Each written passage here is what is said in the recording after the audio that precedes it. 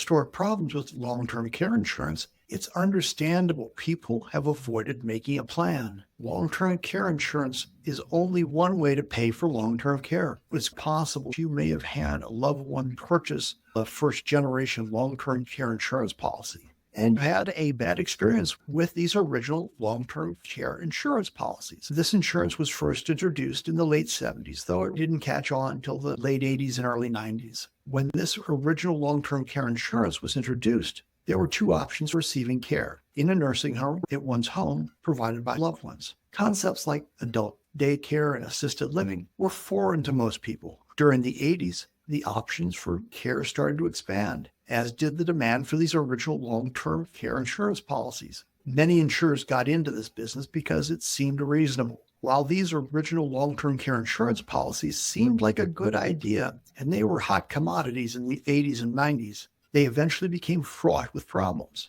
One of the problems was with original underwriting. The insurers underestimated both the increases in longevity and healthcare costs. Unlike life insurance, medical insurance, your car insurance, which you buy multiple times throughout your life, long-term care insurance is something you buy once and likely hold until you need the benefits. As policyholders started making claims many years or decades after first buying these policies and having paid premiums all those years, insurance companies began to figure out their mistakes. What once seemed very lucrative was now considered a money-losing product. Some companies did make good on their claims and lost money, some did not. Policyholders ran into all kinds of issues when insurance companies tried to fix their mistakes, such as skyrocketing premiums, post-claims underwriting, charging a new premium based on the claims submitted, refusal to qualify holders for benefits if they didn't require nursing care in addition to custodial care, requiring hospitalization before covering care,